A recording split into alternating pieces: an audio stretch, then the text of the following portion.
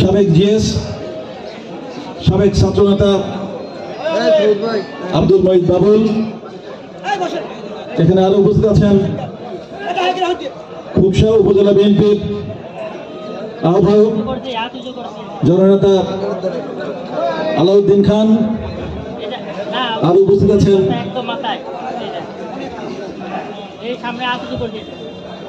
আমাদের মাঝে আরো উপস্থিত আছেন আজকের এই সম্মেলনের বিশেষ আকর্ষণ, যারা এই সম্মেলন পরিচালনা করবেন এবং নির্বাচন পরিচালনার দায়িত্বে আছেন, সেই নির্বাচন কমিশনের প্রধান কমিশনার কুষ্টিয়া বারের সিনিয়র অ্যাডভোকেট আলহাজ আব্দুল মজিদ, আমাদের মাঝে আরো উপস্থিত আছেন কুষ্টিয়া বারের আরেকজন সিনিয়র অ্যাডভোকেট বাংলাদেশ জাতীয়তাবাদী দল কুষ্টিয়া জেলা শাখার অন্যতম সদস্য কুমারখালী বিএনপির সাবেক সভাপতি অ্যাডভোকেট গোলাম মোহাম্মদ, এখানে আরো উপস্থিত বাংলাদেশ জাতীয়তাবাদী দল এবং সকল অঙ্গ সহযোগী সংগঠনের বিভিন্ন পর্যায়ের নেতৃবৃন্দ, প্রিন্ট এবং ইলেকট্রনিক মিডিয়ার বন্ধুগণ এবং আজকের এই সম্মেলনের ডেলিগেট বিন্দু, আসসালামু আলাইকুম। সংগ্রামী বন্ধুগণ, বিগত 17 বছর পরে আমরা একটা উন্মুক্ত পরিবেশে এই খোকসায় আমরা সম্মেলন করার সুযোগ পেয়েছি। আপনারা জানেন কিছুদিন আগেও এই খোকসায় একটা কমিটি হয়েছিল। সেই কমিটি যখন হয়েছিল, সেই কমিটি হওয়ার সময় এই খোকসার কোন নেতৃবৃন্দের সাথে, খোকসার জনগণের সাথে, খোকসার অপর মানুষের সাথে কোনো আলোচনা পরামর্শ করা হয় নাই। আমরা সেদিন একটা পত্রিকায় একটা বিবৃতির মাধ্যমে আমরা একটা কমিটি পেয়েছিলাম, যার ফলশ্রুতিতে আজকে আমাদের এখানে যে প্রধান অতিথি আছেন তিনি এখানে এসেছিলেন সেই কমিটির ব্যাপারে তদন্ত করতে। আর আজকে আপনারা দেখে যান, আমরা উন্মুক্ত পরিবেশে সবার উপস্থিতিতে সবাইকে নিয়ে আমরা জনসমক্ষে সম্মেলনের মধ্যে কমিটি উত্তর দিয়েছি। সংগ্রামী বন্ধুগণ, আমি আপনাদেরকে বলতে চাই, বিগত 5 আগস্টের পরে দেশনেত্রী বেগম খালেদা জিয়া এবং দেশের জনাব তারেক রহমান আমাদেরকে যখন দায়িত্ব দিয়েছেন এই কুষ্টিয়ার বিএনপি ফেডারেল গঠনের, ঠিক তখন থেকেই আমরা প্রতিটি ওয়ার্ডে ইউনিয়নে যে আমরা বিএনপির নেতা কর্মীদেরকে তালিকাভুক্ত করেছি। আমরা চেষ্টা করেছি বিগত আন্দোলন সংগ্রামে যারা ভূমিকা রেখেছিল, বিগত আন্দোলন সংগ্রামে যারা রাজপথে ছিল, যারা রক্ত দিয়েছিল, যারা ঘাম ঝরিয়েছিল, যারা মিটিং করেছিল, তাদেরকে আমরা এই তালিকায় অন্তর্ভুক্ত করেছি এবং তাদের মাধ্যমে প্রতিটা ওয়ার্ডে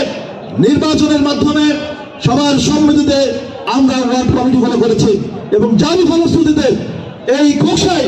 9টা ওয়ার্ডের 639 জন ডেলিগেটের ভোটের মাধ্যমে আজকে এখানে সম্মেলন হবে এবং সম্মেলনের শেষে দ্বিতীয় সেশনে এখানে একটা কমিটি গঠন হবে ইনশাআল্লাহ। সংগ্রামী বন্ধুগণ, বিভিন্নভাবে অনেক সমালোচকরা আমাদেরকে বলে যে বিএনপির মধ্যে অনেক গ্রুপিং লবিং আছে। আজকে আমরা আপনাদেরকে বলতে চাই, বিএনপি অনেক বড় দল,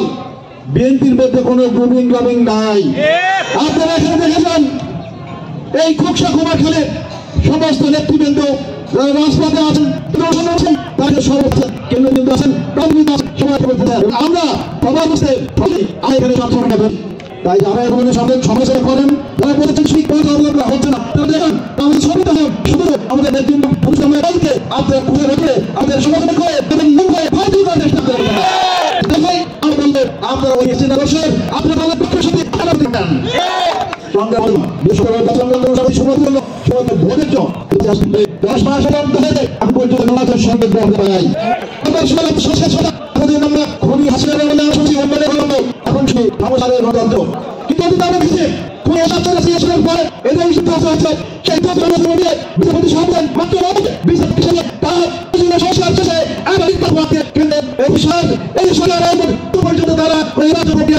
বয়সের সমস্যার কথা সমাধানে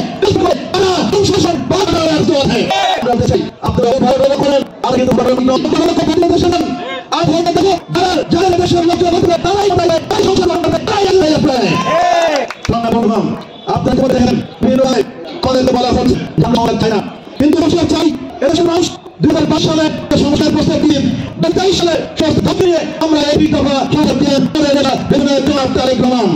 এবং এই দুই দফা করে দেশের মানুষ আছে সেই নির্বাচন দেশের মানুষ ভয় করেছ তাই এর সাথে সংস্কার হয় তা চলেন না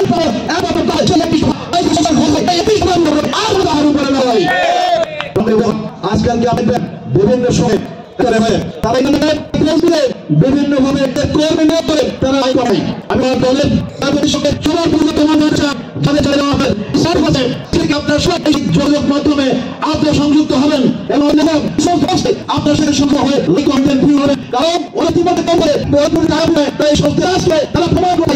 বেশি তারা নেতা মানে বেশি কিন্তু আপনাদের ধর্মের সাথে যুক্ত হয়ে আপনার যুক্ত হয়ে আমাদেরকে আমার তাদের থেকে অনেক বেশি কর্মী আলাদা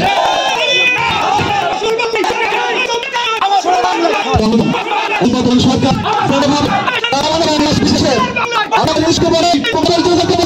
যারা আমাদেরকে চিনিয়েছেন আমার চিনিয়েছেন আমরা চাই লক্ষ লক্ষ এই জনের দিকে যাবে দিকে যাবে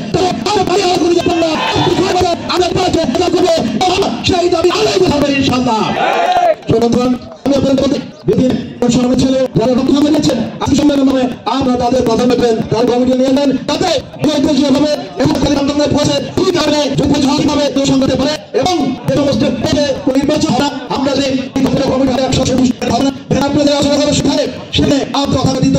সম্মেলন থেকে নির্বাচন হতে পারে নির্বাচন